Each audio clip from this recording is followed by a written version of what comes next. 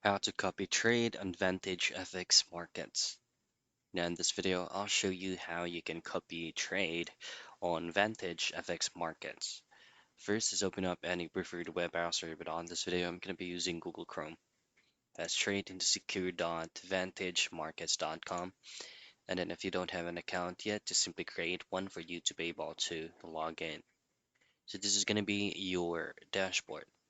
What you want to have to do first is to hover your mouse into copy trading, and then click on copier.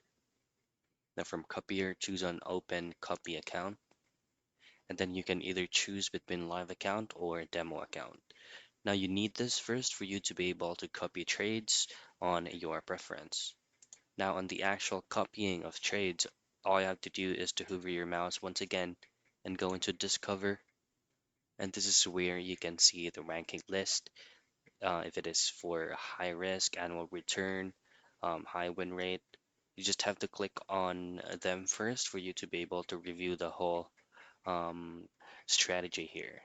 To copy it, just simply click this option here that says copy, and you will be redirected to the account that you just created. And that's how you copy trade in Vantage FX Markets.